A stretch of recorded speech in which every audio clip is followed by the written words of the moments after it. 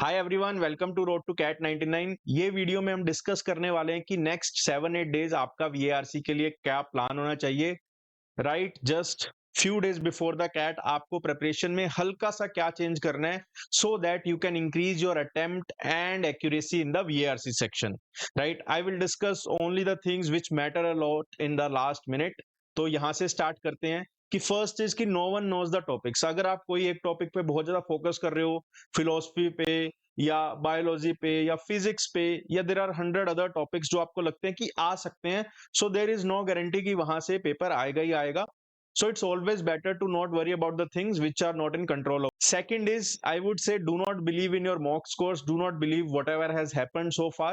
आपका जो score matter करेगा वीएआरसी के लिए और फॉर एनी अदर सेक्शन, वो उस दिन की परफॉर्मेंस पे जो स्कोर आया है वही मैटर करेगा. And specially in the VARC I have seen multiple cases जहां पे टॉपर बच्चे बहुत कम स्कोर करते हैं बिकॉज उस दिन उनका अटेम्प्ट उतना अच्छा नहीं जाता, और बहुत सारे ऐसे स्टूडेंट्स होते हैं जो सिंगल सिंगल डिजिट भी स्कोर करते हैं, but believe me, I am not faking it, वहां पे जाके वो बहुत अच्छा परफॉर्म कर देते हैं because every time you appear for a VARC sectional, right, आप अपना तो 100% देते ही हो. So on that day if things start working in your favour, तो हमेशा आपका रिजल्ट पॉजिटिव आएगा ही आएगा. Right, so you don't have to worry about the things which have happened in the past और the things which are not in control of you. Third point is decide RCs versus वीए first. Right, तो past कुछ years में paper pattern ऐसा आ गया कि हर RCs के बाद एक आधा वीए का क्वेश्चन आ जाता है. पहले वीए के क्वेश्चन साथ में आते थे, तो यहाँ पे कैंडिडेट एग्जाम में जाके बहुत कंफ्यूज हो जाते हैं कि क्या पहले अटेम्प्ट करना है, क्या बाद में अटेम्प्ट करना है. So I would suggest, irrespective of the extreme changes, right, आपको हमेशा ये डिसाइड करके ही जाना चाहिए कि पहले आपको कितने आरसी करने हैं, बाद में कितने वीए करने हैं. Then give appropriate time to VA. I have seen a lot of candidates जो आरसी पे बहुत ज्यादा टाइम लगा देते हैं एंड फिर बाद में जो कुछ भी 5 मिनट 6 मिनट बचते हैं वो वीए पे देते हैं. So that means you are not giving appropriate time to the VA section. Right, believe me, VA carries a lot of weightage. VA actually helps you in improving your score. तो वहां पे भी आपको अच्छा टाइम देना, और वीए में आपको पूरा पूरा पैराग्राफ भी नहीं पढ़ना पड़ता. Right, you have to read 5 lines, a short paragraph, उसके बेस पे आपको आंसर करना पड़ता है. So give good time to the VA section as well as to the RCs. Right, तो ऐसा नहीं है कि कोई सेक्शन को बहुत कम टाइम मिल रहा है. Right, that is the worst case.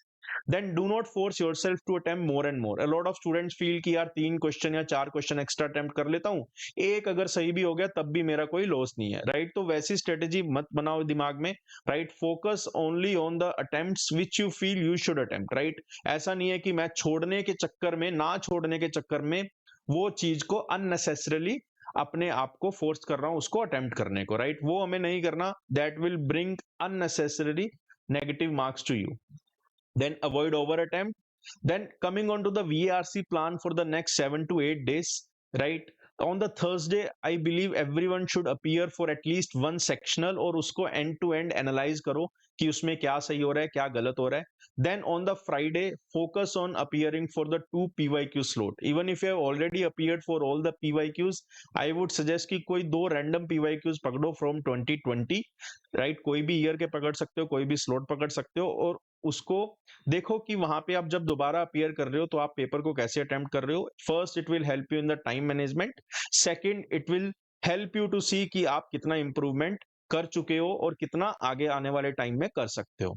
Then Sunday को, right, I am pretty sure at least you will be attempting your last mock on this Sunday, तो वहां पे वीआरसी ऑटोमेटिकली कवर हो जाएगा, बट स्कोर्स को सीरियसली नहीं लेना. राइट, सो VRC में एज आई ऑलरेडी डिस्कस की, जो उस दिन वाला स्कोर है वो ही आपका मैटर करेगा, उससे पहले या उसके बाद में जो हो रहा है वो कभी भी मैटर नहीं करेगा. Then on the Monday, I think you should again definitely go for the 2 PYQs. यहाँ पे भी स्कोर को सीरियसली नहीं लेना, but again PYQs will give us some idea कि पेपर कैसा आया है, और आपका फिर जो ब्रेन है वो भी वैसा काम करना स्टार्ट कर देगा कि पेपर का डिफिकल्टी लेवल कुछ ऐसा आने वाला है या आ सकता है. Then Tuesday को again go for 2 PYQs and analyze them very well. Your entire focus should be on analyzing and understanding where you are going wrong and how you can improve that. उसका marks से कोई मतलब नहीं है, बस where you are going wrong and how you can improve that. We should focus on these 2 things. then you should not attempt anything after the Tuesday. So what we should do after the Tuesday is we have to analyze PYQs, but we do not have to solve the PYQs, right? Time bound manner में या as a sectional हमें after Tuesday PYQs या कोई भी VARC का sectional नहीं देना चाहिए. बस जो हमें करना है after Tuesday, if you want to, तो आप कोई भी एक रैंडम ईयर उठा लो, उसको एंड टू एंड एनालाइज करो कि इसमें क्वेश्चंस के आंसर कैसे दिए गए हैं और क्यों दिए गए हैं. Then believe in that day, nothing else. I have been repeating this again and again. You have to focus, you have to write down this fact on your study table, and you have to read this again and again whenever you feel low for the VARC section. VARC का थोड़ा सा data देख लेते हैं. Right, around 20 marks are required to cross 85 percentile, and for 95 percentile you require 28-29 marks. So if you see, there is not much difference between 85 and 95 percentile. Right, तो वहां पे आपको 2-3 क्वेश्चन अगर आपके सही हो गए, लेट से 2 क्वेश्चन जो गलत होने वाले थे वो सही हो गए, यू विल गेट +8. जैसे ही +8 हुआ, your percentile will be up by 10 percentile, right, your percentile will be up by 10 percentage point. तो वहां पे आपको बहुत ज्यादा फायदा होने वाला है. So always believe in doing the things right rather than over attempting the things और डाउटिंग योरसेल्फ अलोन, राइट. क्योंकि देखो, अगर बिना कॉन्फिडेंस के एग्जाम में जाओगे, स्पेशली फॉर द VARC, जहां पे सिर्फ प्रैक्टिस मैटर करती है और कॉन्फिडेंस मैटर करता है. DLR क्वांट्स में टू एन एक्सटेंड आपका लॉजिकल स्किल्स मैटर करती है और बहुत कुछ और भी मैटर करता है, बट यहाँ पे देखो, यहाँ पे आपका confidence would be the biggest factor. अगर पहले ही सोच के जाओगे कि गलत ही होंगे, मुझे समझ चीजें आएंगी ही नहीं, then I am pretty sure कि आपको नए पैसेजेस उतने अच्छे से समझ नहीं आने वाले, because you do not even have that confidence on yourself. तो पेपर जब बिल्कुल नया आएगा तो आपको कैसे कॉन्फिडेंस बिल्डअप होगा, राइट. तो कॉन्फिडेंस के साथ जाना है. यू हैव टू बिलीव कि वहां पे 2-3 क्वेश्चन एक्स्ट्रा सही करने से 10-12 परसेंटाइल वैसे ही बढ़ने वाले हैं. Then some VRC tips, right? Higher attempts do not lead to higher score are always, right? So always prefer accuracy and a little bit of higher attempts, but do not go on the extreme side. Then in the VA also, VA में randomly paper को attempt आपको नहीं करना. VA में आपको क्या करना है, I know every candidate has some kind of preference कि उनको समरी वाले क्वेश्चन अच्छे लगते हैं, फिल इन द ब्लैंक्स वाले क्वेश्चन अच्छे लगते हैं, ओड वन आउट अच्छा लगता है. So if you have that kind of preference जहां पे आपका स्कोर हाई आता है, तो पहले पेपर को वहीं से स्टार्ट करो in the VA section. Then avoid reading too much, right. Last minute में इट इज नॉट सजेस्टेड कि आप बार बार एओन, JST और जैसी वेबसाइट पे जाके रीडिंग करते रहो, right. If you do not want to lose the touch, I would suggest कि पास्ट ईयर के जो क्वेश्चंस हैं, पास्ट ईयर के जो आरसीज हैं, उनको गो थ्रू कर लो. That is your best source, ताकि आपको पता लग जाए कितना लंबा आरसी आता है और कितने टाइम में आप रीड कर सकते हो. So in the exam this is going to happen, right, कि you will have a lot of doubts कि ये क्वेश्चन में क्या आंसर आएगा, ए आएगा या बी आएगा, right? So whenever you have doubt, think for 30 seconds or 60 seconds, but do not spend too much time on that. So in that case, either leave the question or attempt whatever you feel the right answer is, right? Because आपको नहीं पता right answer exact क्या होने वाला है. शायद आप सोच रहे हो A या B में से कुछ होगा और right answer आपका C या D में से कुछ निकल आए, right? तो उसमें बहुत ज्यादा टाइम आपको स्पेंड नहीं करना. Question requires logic not straight facts, right. बहुत बार आपको लगेगा कि यार ये तो पहले पैराग्राफ में गिवन है, ये तो सेकंड पैराग्राफ में गिवन है, बट VARC में specially in the CAT exam जो क्वेश्चंस होते हैं, जो आंसर्स वो एक्सपेक्ट करते हैं, that should be based on some kind of inference और some kind of logic mentioned in the paper.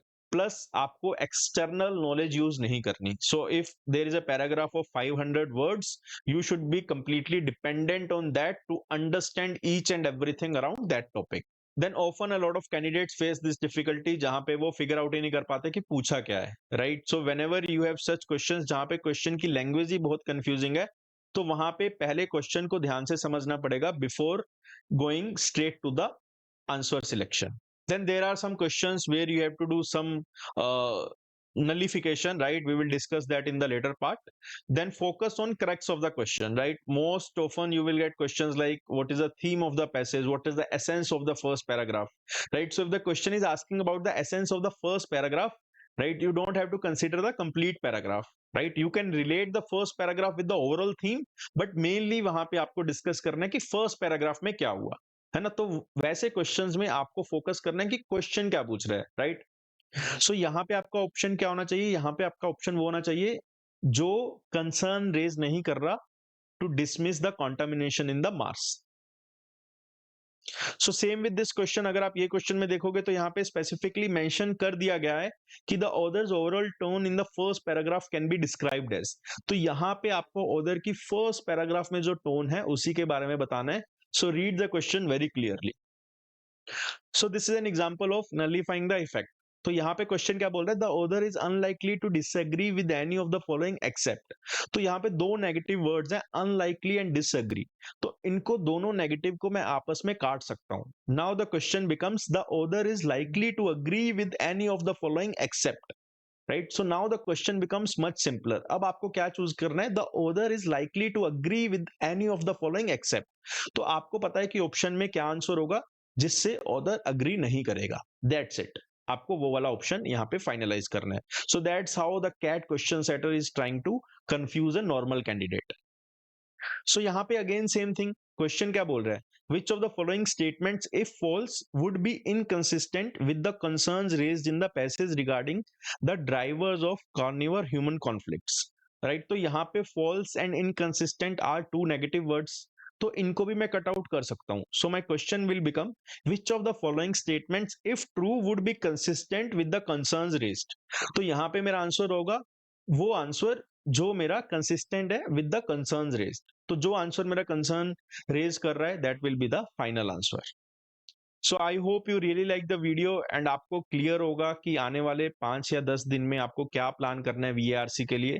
So वीएआरसी I will again repeat कि एक ऐसा सेक्शन है जहां पे अ lot of things will depend on that day, क्या passage आता है, आप उसको कैसे अटेम्प्ट करते हो। एंड एक चीज और बताता हूँ, शायद आपको लगेगा आपका पेपर बहुत बुरा गया है या बहुत अच्छा गया है, do not allow that feeling to impact your DILR and the quants, because मैंने बहुत बार, मेरे साथ भी हुआ है, जब मुझे लगता है पेपर खराब गया है but when I see my score it's more than 30, and जब मुझे लगता है पेपर बहुत अच्छा गया है, आई कैन इजीली स्कोर 35, तो तब मेरा स्कोर सिंगल डिजिट में भी आ जाता है, right. So the same case might happen on the D day. तो वहां पे डी डे में एकदम रिलैक्स होकर आपको वीआरसी अटेम्प्ट करना है। Do not think about the score, do not do too much calculations before the paper starts. बस आपको पेपर देना है, जैसे आप देते हो it will be another sectional or mock for you, that's it. At least in the VRC you will not get extreme surprises.